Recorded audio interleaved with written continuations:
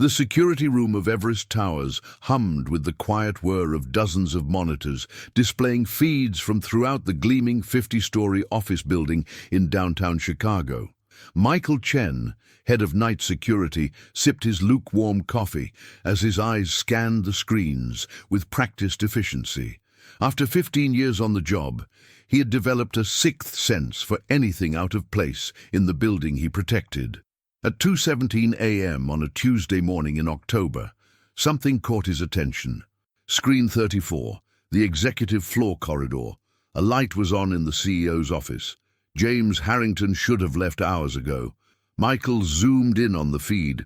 The office door was partially open, casting a sliver of light into the otherwise dark hallway. He picked up his radio.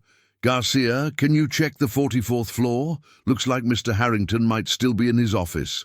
"Copy that," came the crackling response from his colleague patrolling the upper floors. Michael continued watching the monitor, waiting for his colleague to appear in the hallway. A minute later, he saw Garcia's uniformed figure approach the CEO's office. The security guard knocked before cautiously pushing the door open wider. "Sir, is everything all right?" Garcia's voice came through the radio. There was no response. Michael frowned, leaning closer to the monitor. He could see Garcia peering into the office. "He's not here," Garcia reported. "Computer's off, but his briefcase is still on the desk, and there's—" "Wait, what is this? What's going on?" Michael asked, already rising from his chair. "You better come up here," Garcia replied, his voice tinged with confusion. "Something weird's going on." 5 minutes later, Michael stepped off the elevator onto the 44th floor. The executive suite occupied the entire floor, a testament to the success of Harrington Capital, one of Chicago's fastest-growing investment firms. James Harrington had built the company from nothing into a financial powerhouse, with over $10 billion under management in just 12 years, earning him a reputation as one of the sharpest and most ruthless minds in the industry. Garcia was waiting in the doorway of Harrington's corner office, his expression puzzled. "Check this out," he said, gesturing inside. Michael entered the immaculate office.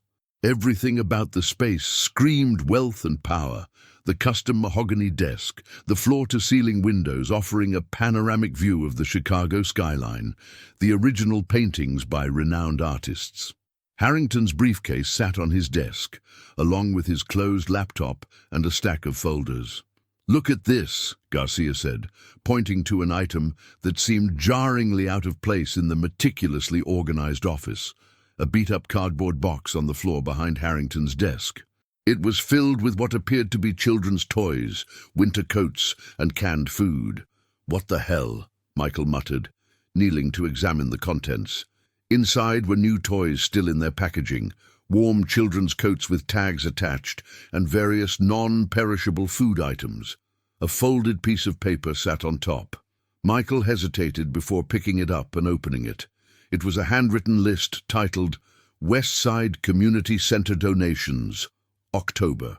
Below were specific items with check marks beside them. 20 winter coats, sizes 4 to 12, 30 toys for different age groups, 100 canned goods, 50 hygiene kits. "Is Harrington running some kind of charity drive?" Garcia asked. "Not that I've heard of," Michael replied. "And why would he be putting this together himself at 2 a.m.? As they puzzled over the discovery, Michael's radio crackled.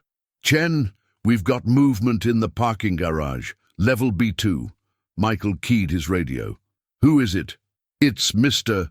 Harrington. He's loading something into his car." "Stay on your patrol route," Michael instructed. "I'll check it out." In the parking garage, Michael found James Harrington beside his black Tesla Model S. The CEO was dressed casually in jeans and a dark sweater, a stark contrast to the immaculate suits he normally wore. He was loading a box similar to the one in his office into his trunk, which already contained several others. Harrington froze when he spotted Michael approaching, his expression changing from surprise to something like embarrassment. "Mr. Harrington," Michael said. "Everything all right, sir?" "Fine, Michael," Harrington replied, trying to sound casual but not quite succeeding. Just picking up some things I left behind. Michael had been in security long enough to know when someone was hiding something. It's pretty late, sir. We noticed your office light was on. Harrington seemed to debate something internally before sighing. Look, Michael, I'd appreciate if you didn't mention seeing me here tonight. Now Michael was genuinely concerned.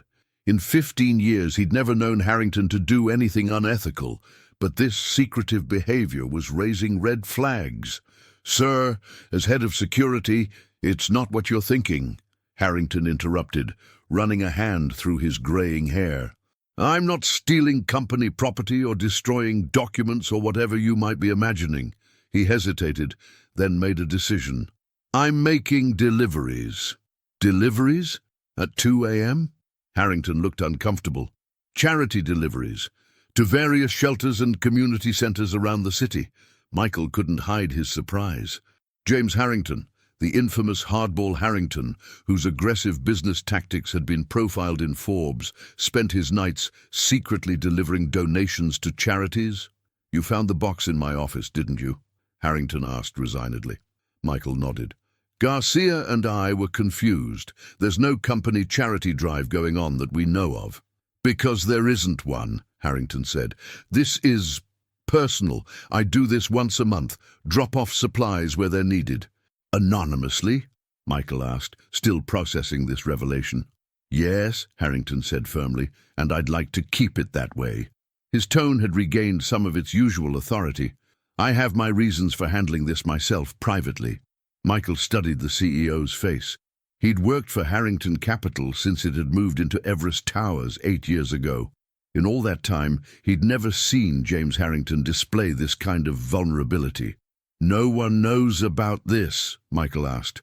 No one, Harrington confirmed, and I'd prefer to keep it that way. It would complicate things if this got out.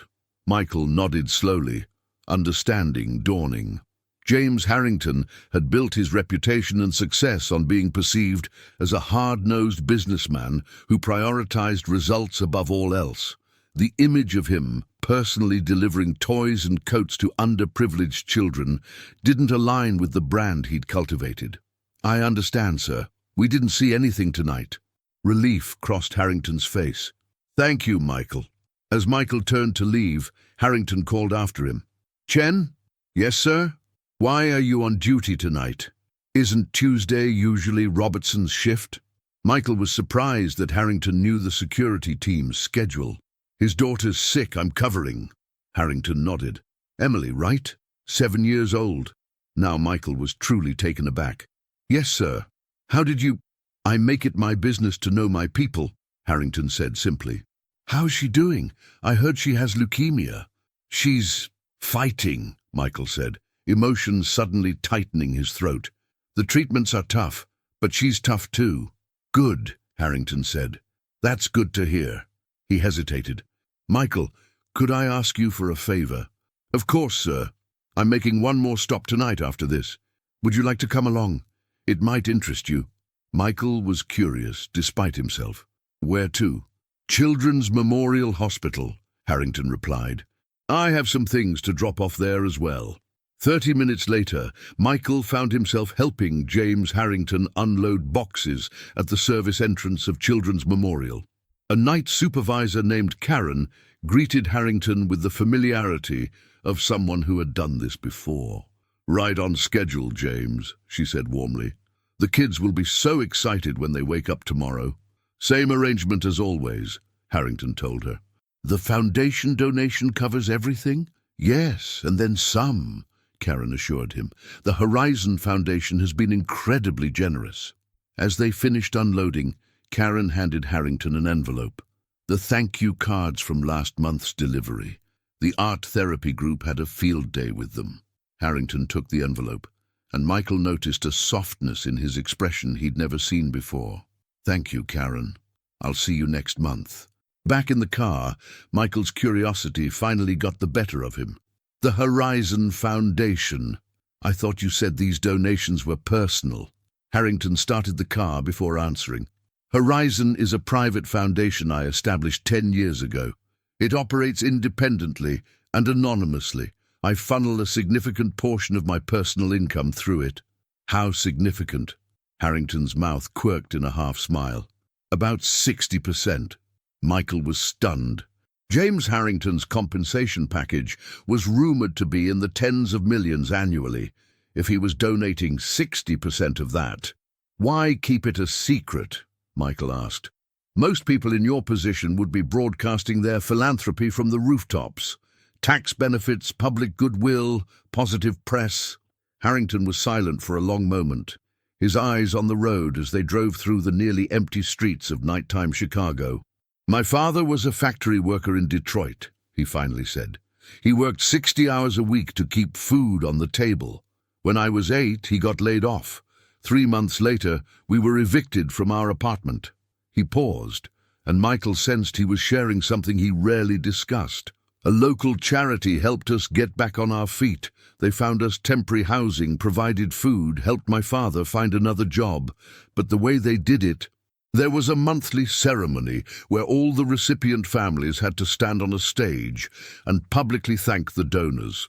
Rich people taking photos with poor kids for their tax write-offs. His hands tightened on the steering wheel.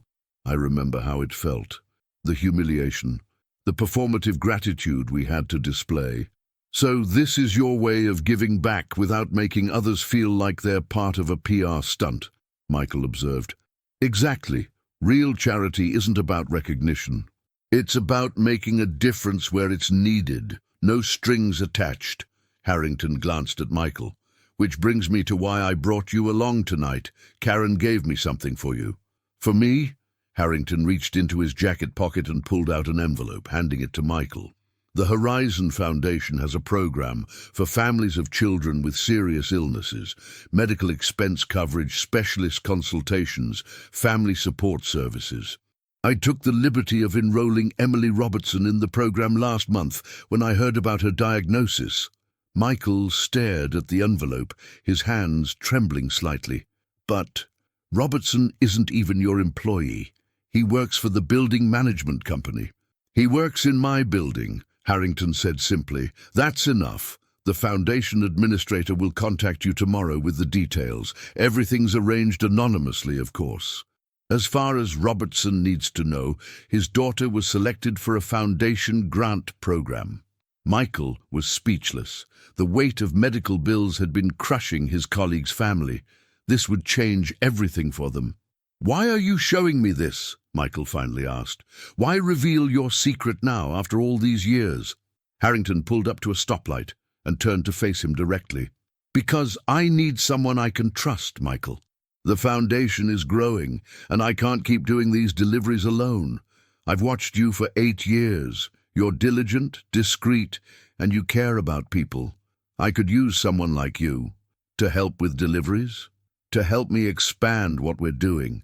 The midnight charity runs are just the tip of the iceberg. I'm setting up educational scholarships, housing assistance programs, medical support networks. I need someone who can help coordinate these efforts while maintaining the anonymity I require. You're offering me a job? A second job if you want it. Your security position would provide the perfect cover for why you're often in the building at odd hours. The foundation would compensate you, of course, generously. Harrington's eyes held Michael's. Think about it. No need to decide tonight.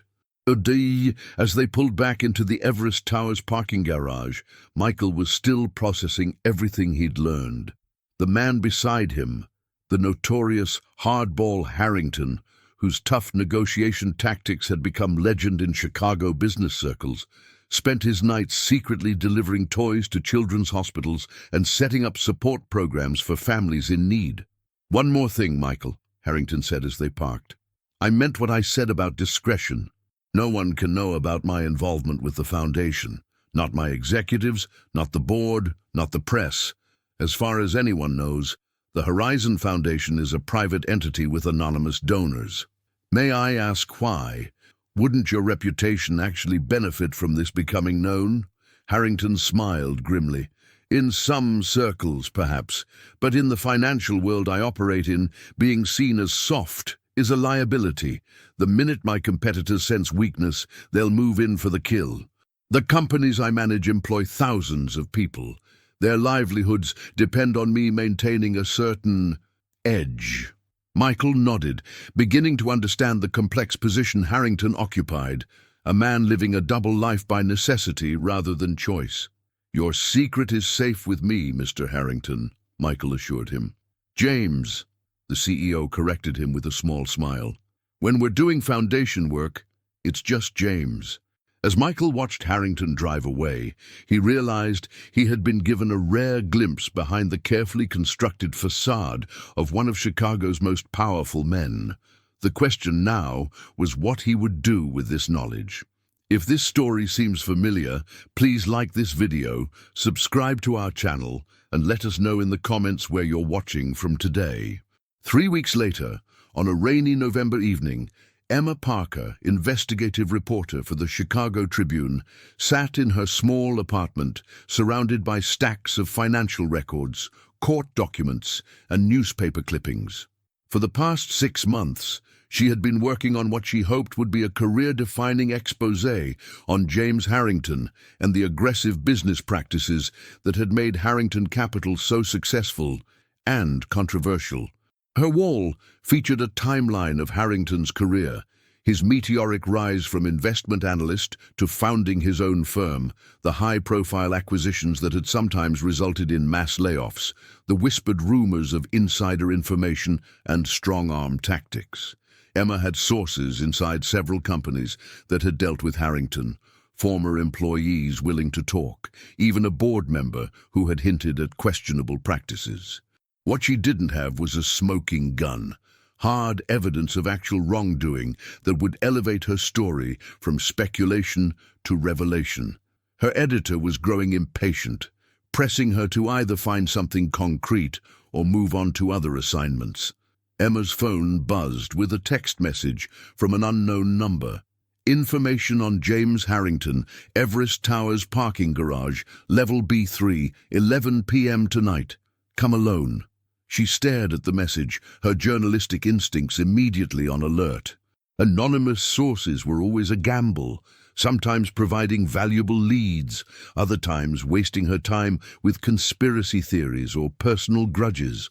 But after months of hitting walls in her investigation, she couldn't afford to ignore a potential breakthrough. At 10:55 p.m., Emma pulled into the nearly empty parking garage of Everest Towers. Level B3 was reserved for executive parking and service vehicles. At this hour, only a few cars remained. She parked near the elevator, keeping her engine running as a precaution. If this was a setup, she wanted a quick escape route. At exactly 11 p.m., a man stepped out from behind a concrete pillar. He was Asian American, in his 50s, wearing a security uniform with the Everest Towers logo. "Miss Parker," he called. Emma rolled down her window slightly. "Are you the one who messaged me?" He nodded, approaching her car cautiously. "My name is Michael Chen. I'm head of night security for this building. I have information about James Harrington that might interest you." "What kind of information?" Emma asked, still wary. "Not what you're expecting," Michael replied. "I've heard you're working on a story about him. Before you publish anything, there's something you should see." "How did you know I'm investigating Harrington?" Michael smiled slightly. "You've been calling employees and former employees for months. Word gets around. Some of those people are my friends." Emma considered this. It wasn't unusual for word of her investigations to leak back to the subjects. That was an occupational hazard of journalism. "What do you have to show me?" "Not here," Michael said. "Can you meet me tomorrow night? There's something happening that you should witness yourself." "Why should I trust you?" "You shouldn't," Michael said bluntly. "But if you're a good reporter, you'll want all the facts before you publish your story." "I'm offering you facts you don't have." Emma studied him through the window. Her instincts weren't warning her of danger, but rather opportunity. "Tomorrow night? Where and when?" "I'll text you the address. Come at 9 p.m. Dress casually and come alone." Michael backed away from her car. "And Miss Parker, bring a camera. You'll want evidence of what you see." The next evening, Emma found herself parked outside a rundown community center in one of Chicago's poorest neighborhoods. The address Michael had sent her led to the West Side Community Center, a brick building with peeling paint and a chain-link fence surrounding its small playground. At precisely 9 p.m., a black Tesla pulled into the parking lot. Emma sank lower in her seat as she recognized James Harrington stepping out of the driver's side. Michael Chen emerged from the passenger seat. Together, they began unloading boxes from the trunk. Curious, Emma grabbed her camera with its telephoto lens and began taking pictures. Through the viewfinder, she could see that the boxes contained toys, coats, and what appeared to be grocery items. Harrington and Michael carried these into the community center, making multiple trips. After about 20 minutes, Emma decided to risk a closer look. She slipped out of her car and approached the building, staying in the shadows. Through a window, she could see Harrington and Michael arranging the items on tables in what appeared to be a multi-purpose room. An older woman, presumably the center's director, was helping them, checking items against a list. What struck Emma most was Harrington's demeanor. Gone was the intimidating presence that dominated boardrooms and financial news. Here, he seemed relaxed, even smiling as he organized children's toys by age group. It was so at odds with the image she'd been constructing of him over the past 6 months that for a moment she wondered if she was observing his twin brother. As she watched, the community center's director embraced Harrington warmly. He seemed momentarily uncomfortable with the display of affection, but returned the hug. No cameras were present, no publicity team, no corporate logos, just a man quietly delivering supplies to those in need. Emma was so engrossed in the scene that she didn't notice Michael had stepped outside until he spoke directly behind her. "Satisfied with what you're seeing, Ms. Parker?" Emma whirled around, nearly dropping her camera. "What is this? Some kind of PR stunt?" Michael shook his head. "No press, no publicity, no tax write-offs. James has been doing this monthly for years, completely anonymous." "Why show me this?" Emma demanded. "If it's supposed to be anonymous, why reveal it to a reporter of all people?" "Because I've read your previous articles, Miss Parker. You're thorough and fair, even when you're critical. Before you paint a complete picture of James Harrington for the public, you should see all sides of the canvas. This doesn't erase the layoffs, the aggressive takeovers, the reports of bullying tactics in negotiations," Emma argued. "No, it doesn't," Michael agreed. "But it might complicate your narrative. The world isn't divided into heroes and villains, Ms. Parker. Most people are a mix of contradictions. Does Harrington know you've brought me here?" Michael hesitated. "No, and he would likely fire me if he found out.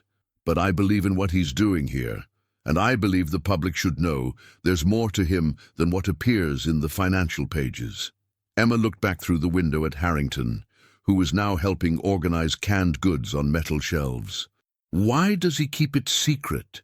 Most billionaires plaster their names on everything they donate to." "That's a question you should ask him yourself," Michael said, nodding toward the door. "He's almost done in there. I can introduce you." "He'd never agree to talk to me," Emma said. "My reputation precedes me." "You might be surprised," Michael replied. "James respects directness and honesty. Just be prepared for the same in return." Before Emma could protest further, Michael opened the community center's door and gestured for her to enter. Heart pounding, she followed him inside. Harrington looked up as they entered, his expression changing from relaxed to guarded when he spotted Emma. "Michael, what's going on? Who is this?" "James, this is Emma Parker from the Chicago Tribune," Michael said calmly. "She's been working on a story about you." Harrington's face hardened. "And you brought her here? Tonight of all nights?" "She deserves to see the whole picture before she publishes," Michael replied. "I made a judgment call." Emma stepped forward, determined to seize the unexpected opportunity. "Mr. Harrington, I've been researching your business practices for months, but this," she gestured to the tables of donations, "doesn't fit the narrative. I'd like to understand why America's most ruthless CEO spends his nights secretly delivering toys and coats to community centers." Harrington studied her for a long moment, his expression unreadable. Finally, he turned to the community center director. Marion, could you excuse us for a few minutes? Once Marion had left the room, Harrington fixed Emma with a penetrating stare. Ms. Parker, I'm well aware of your investigation. Your calls to my former employees haven't gone unnoticed. Then you know I'm thorough, Emma replied, holding his gaze. Thorough doesn't mean accurate, Harrington countered. You've been building a narrative based on half-truths and disgruntled former employees, while ignoring the thousands of jobs my companies have created and the billions in value we've generated for shareholders, including pension funds that support retirees across the country.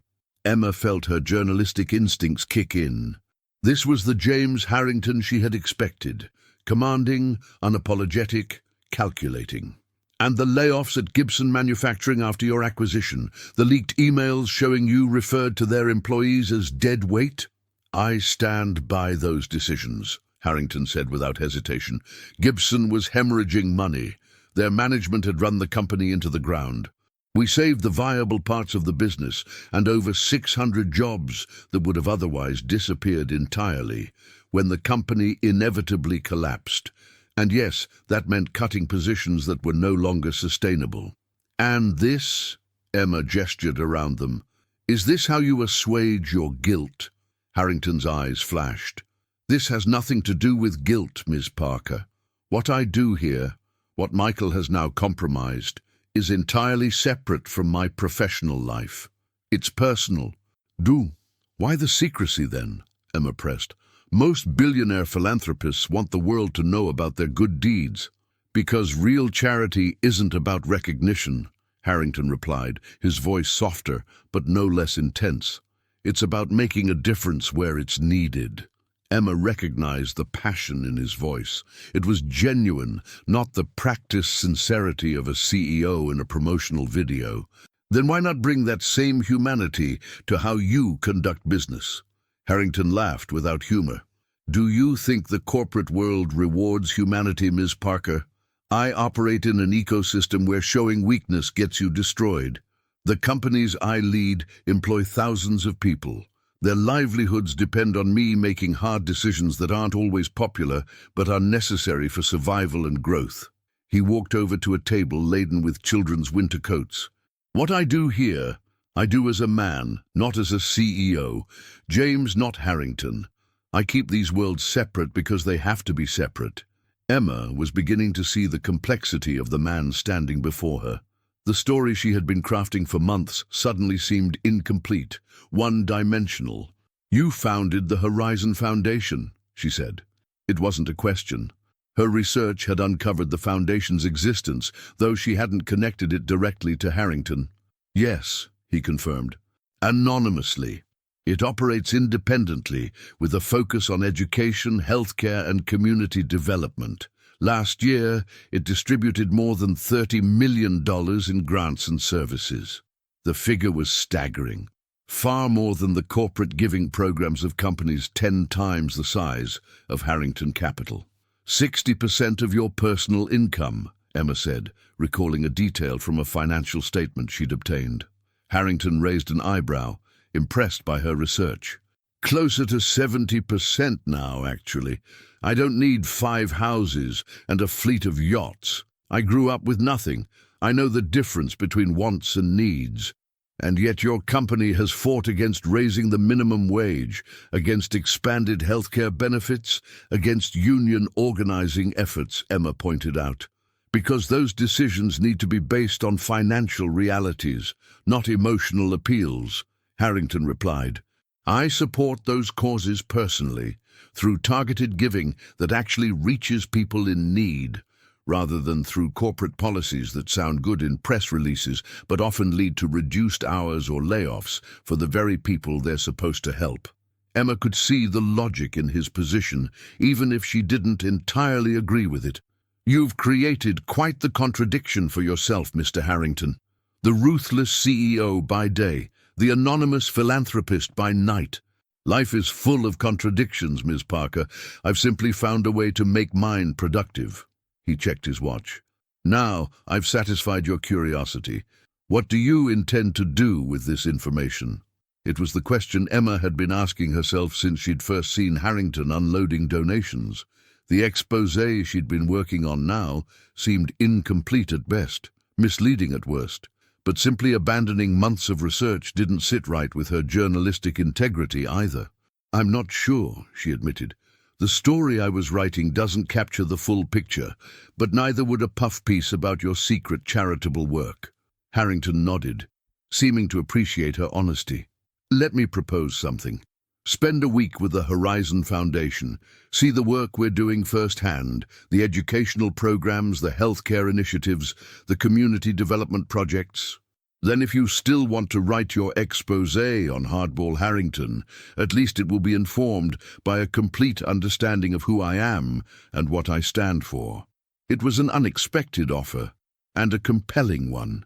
"You'd give me that kind of access, knowing my reputation?" "Your reputation is for being tough but fair," Harrington said. "I'm not afraid of fair, Ms. Parker. What I'm offering is transparency, something rare in my position. All I ask is that you maintain the Foundation's anonymity in whatever you publish, not to protect me, but to protect the integrity of the work it does." Emma considered the offer. A week inside the secretive Horizon Foundation would be a journalistic coup, regardless of what angle she ultimately took with her story. "I'll need to talk to my editor, but yes, I'd like to take you up on that." "Good," Harrington said, extending his hand. "Michael will coordinate with you. And Ms. Parker, I expect the same level of integrity from you that you demand from your subjects." As they shook hands, Emma felt the weight of the trust being placed in her, not just by Harrington, but by the beneficiaries of his foundation's work. Whatever story emerged from this unexpected encounter, she was determined it would be one that honored the complexity of the truth, not the simplicity of the narrative she had originally imagined. 1 week turned into 2, and then into a full month, as Emma Parker immersed herself in the operations of the Horizon Foundation. What had begun as research for a single article evolved into an in-depth investigation of private philanthropy and its impact across Chicago's most vulnerable communities. Each day brought new revelations about the scope and thoughtfulness of the Foundation's work. Emma visited schools where Horizon-funded programs were helping first-generation students prepare for college. She toured medical facilities where the Foundation provided cutting-edge treatments to families who could never afford them otherwise. She attended community meetings in neighborhoods being revitalized through Horizon's urban development initiatives. Throughout it all, she witnessed James Harrington's dual existence firsthand. During business hours, he was every bit the formidable CEO she had researched, decisive, demanding, and occasionally intimidating as he directed his company's aggressive growth strategy. But evenings and weekends revealed a different man, thoughtful, engaged, and personally invested in the Foundation's mission. On a snowy December evening, Emma found herself sitting across from Harrington in a small cafe several blocks from Everest Towers. It was their third such meeting, part of an understanding they had developed. During business hours, Emma observed but did not interfere with Harrington's corporate work. After hours, he would answer her questions candidly, provided she respected certain boundaries. "You've seen both sides now," Harrington said, warming his hands around a mug of black coffee. "Does it make any more sense to you?" Emma considered the question. "In some ways. The Foundation's work is extraordinary, more strategic and impactful than most corporate giving programs I've studied. What I still don't understand is why you've created this artificial separation between your business persona and your philanthropic one." Harrington smiled slightly. "Is it really so artificial? Don't most people compartmentalize their lives to some degree? The parent versus the professional, the public face versus the private person." "Not to the extent you do," Emma countered. "It's almost like you've created 2 separate identities." "Perhaps I have," Harrington acknowledged, "but it's a pragmatic response to the world I operate in. The financial sector doesn't reward compassion, it rewards results. The communities I serve through the Foundation don't need my business acumen. They need resources and support, without strings attached. Emma pulled out her notebook, a habit Harrington had come to expect from her. But isn't there a middle ground? Couldn't Harrington Capital adopt more socially responsible business practices without sacrificing financial performance? Many studies suggest companies with strong ESG profiles actually outperform their peers long-term. In certain sectors, yes, Harrington agreed, but investment banking isn't one of them, at least not yet. The pressure for quarterly results is relentless. The minute I start prioritizing social impact over financial returns, I'll be replaced by someone who won't. And then, what happens to the foundation? Emma had to concede the point. Her research into Harrington Capital's board and major shareholders suggested they were primarily interested in maximizing returns, not social impact. Besides, Harrington continued, there's a purity to keeping these worlds separate. When I make a business decision, it's based on clear financial considerations. When I make a philanthropic decision, it's based purely on impact and need. Mixing the two creates conflicts of interest and often leads to watered-down versions of both. But doesn't that compartmentalization take a personal toll? Emma asked, her question venturing beyond the professional into the personal territory they had largely avoided in their previous conversations. Harrington was silent for a moment, his expression thoughtful. Yes, he finally admitted, it does. Maintaining these separate identities is exhausting sometimes. There are days when I want to bring my whole self to both worlds, but experience has taught me that's not possible. It was the most vulnerable Emma had seen him, and she sensed there was more he wasn't saying. Is that why you've never married? No family of your own? His eyes sharpened at the personal question, but after a moment, he chose to answer. Partly. My work, both aspects of it, consumes most of my time and energy. But more fundamentally, the kind of relationship I would want would require complete honesty, complete integration of these separate lives. And as we've established, that integration presents significant risks. To your business, Emma noted, and to the Foundation's work, Harrington added. The minute my name is publicly attached to Horizon, everything changes. The narrative becomes about me, not about the communities being served. The Foundation loses its neutrality, becomes a target for the same criticism and scrutiny as Harrington Capital. The people who depend on our programs become pawns in a public relations battle they never asked to be part of. Emma could see the sincerity in his eyes. Whatever his flaws, and she had documented many, James Harrington genuinely cared about protecting the Foundation's independence and effectiveness. So, where does that leave us? She asked. I've spent a month investigating both sides of your life. My editor is expecting a major story. What would you have me write? Harrington leaned back in his chair. I'm not going to tell you what to write, Miss Parker. That would undermine your journalistic integrity. What I will say is that you now have a more complete picture than anyone else who has ever attempted to profile me. What you do with that knowledge is entirely up to you. Emma nodded, appreciating his respect for her professional independence. And if I choose to reveal your connection to the Horizon Foundation? His expression grew serious.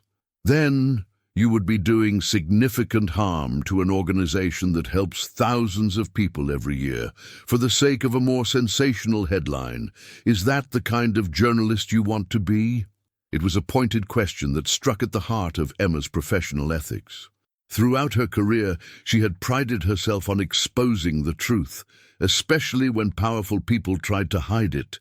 But was revealing Harrington's anonymous philanthropy truly in the public interest if it undermined the very work being done? I need to think about this, she said finally. Take all the time you need, Harrington replied. The truth isn't going anywhere. 2 days later, Emma sat in her editor's office at the Chicago Tribune, presenting her findings from the past month's investigation. Jack Reynolds, a veteran journalist who had mentored Emma since she joined the paper, listened intently as she outlined the complex portrait that had emerged of James Harrington. "So let me get this straight," Jack said when she finished. "The cutthroat CEO we assigned you to investigate turns out to be secretly donating most of his personal fortune to help underprivileged communities, but wants to keep it anonymous to protect both his business reputation and the Foundation's independence." "That's the essence of it," Emma confirmed.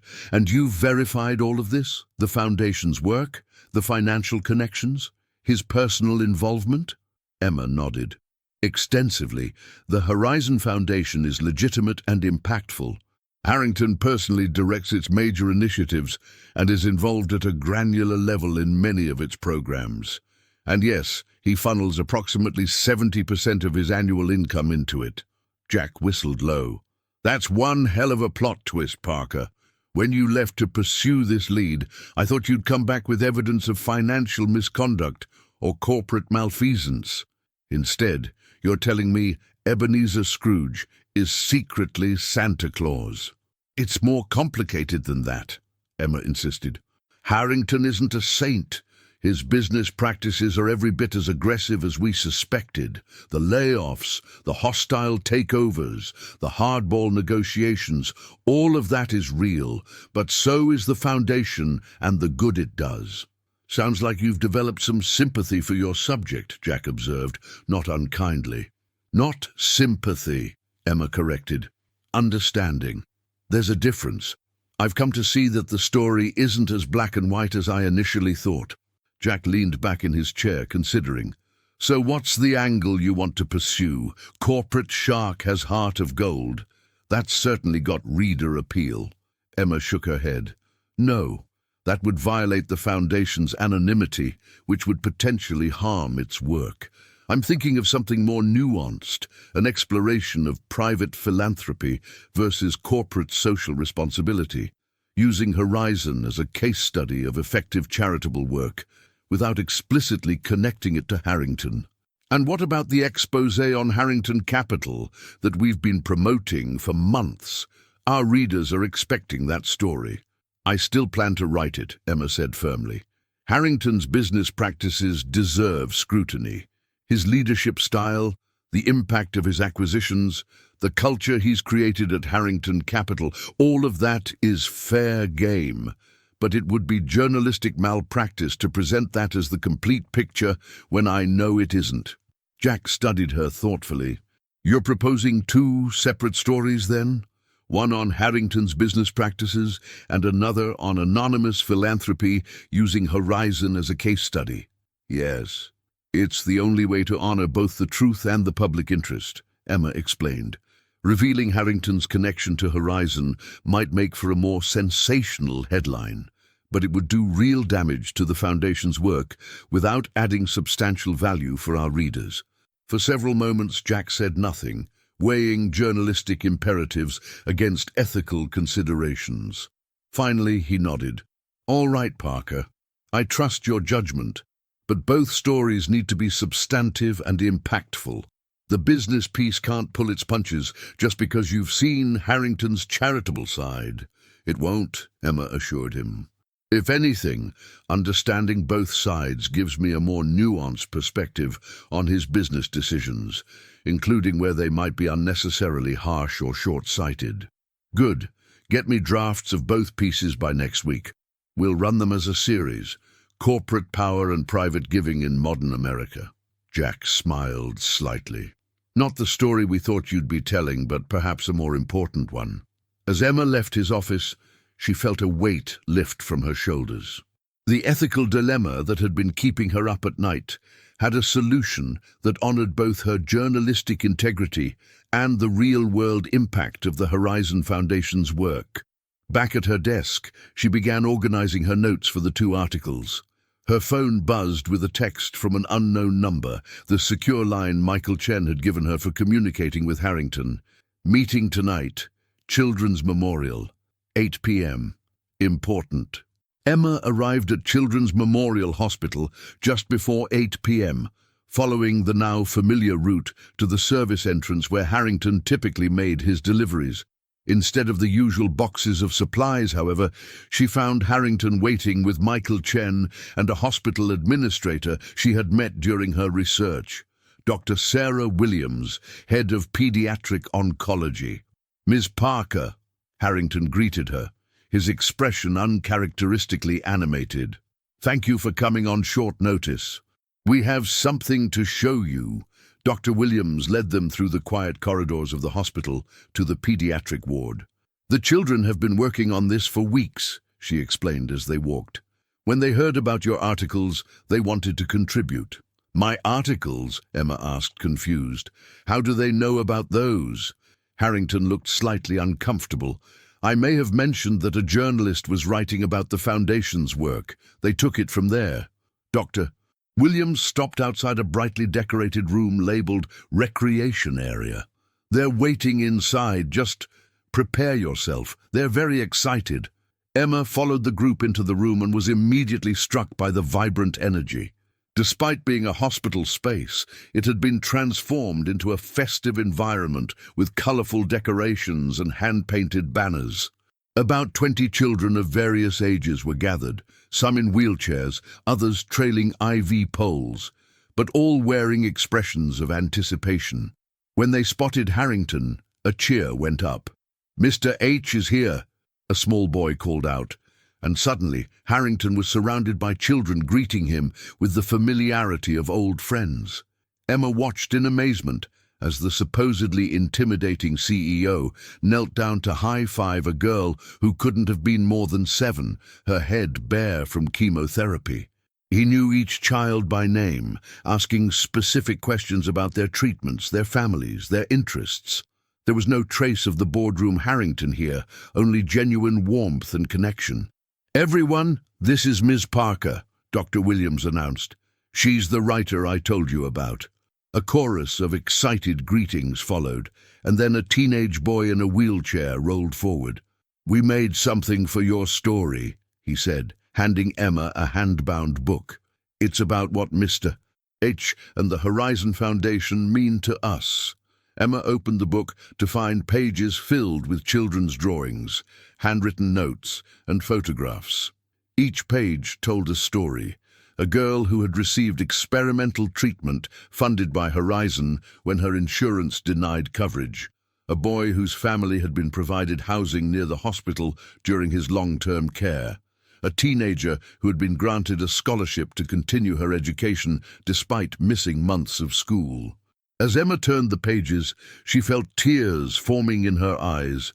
These weren't abstract beneficiaries of charitable giving. They were real children whose lives had been transformed by Harrington's secretly funded foundation. "We know you're writing about how Horizon helps people," the teenage boy continued. "We wanted you to see what it means to us. Without them, a lot of us wouldn't be here." Emma looked up to find Harrington watching her, his expression guarded yet hopeful.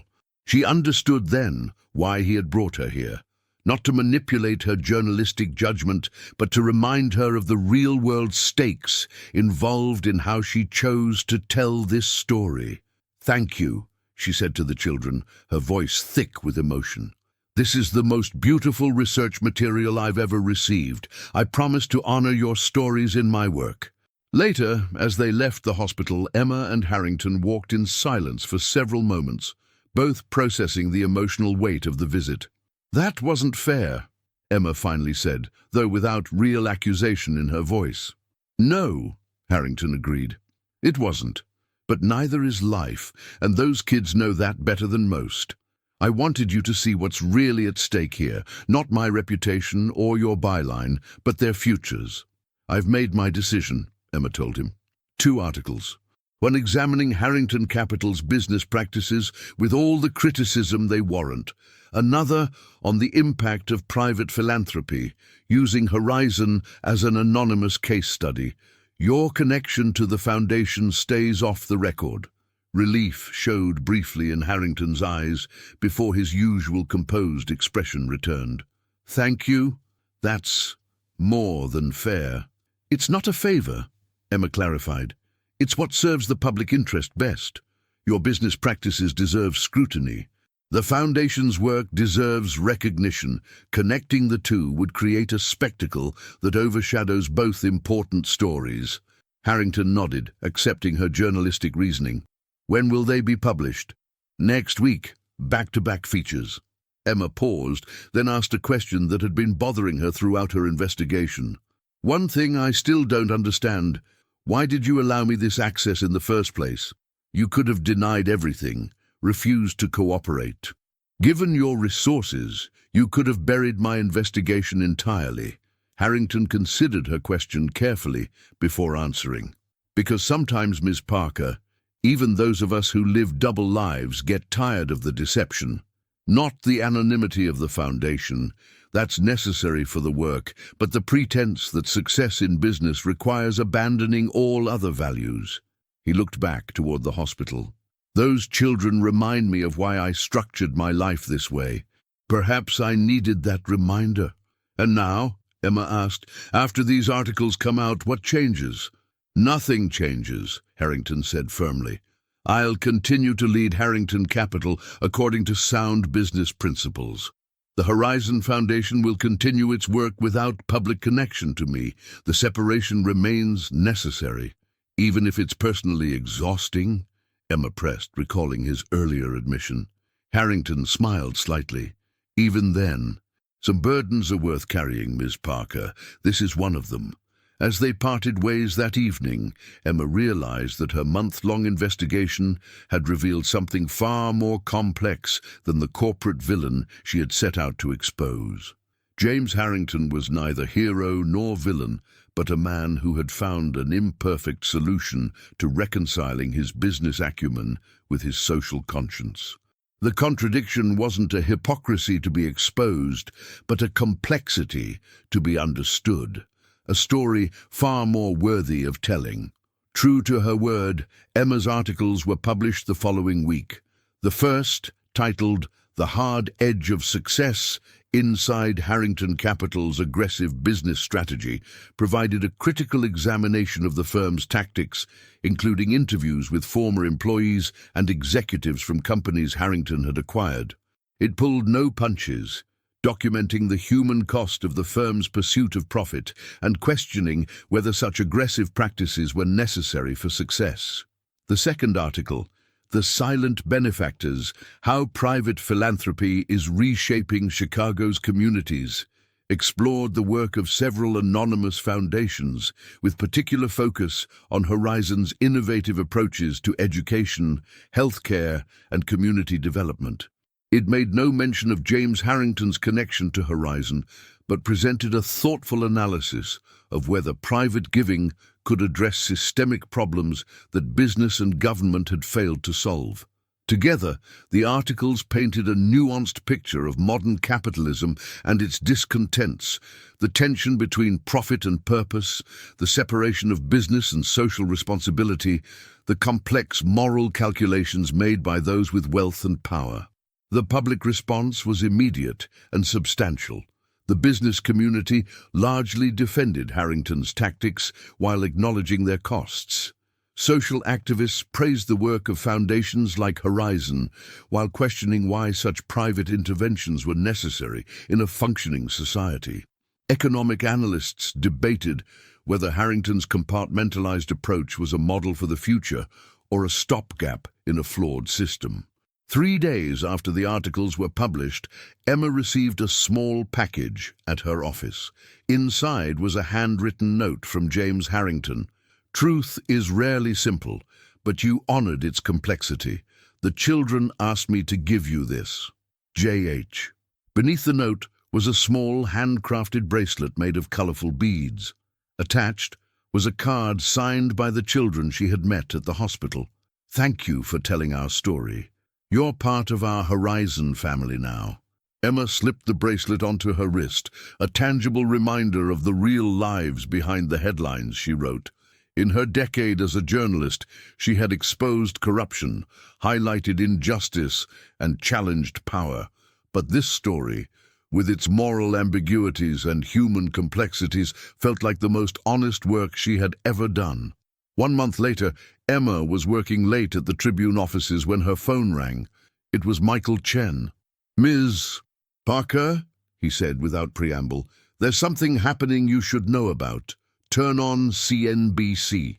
Emma quickly pulled up the financial news channel on her computer.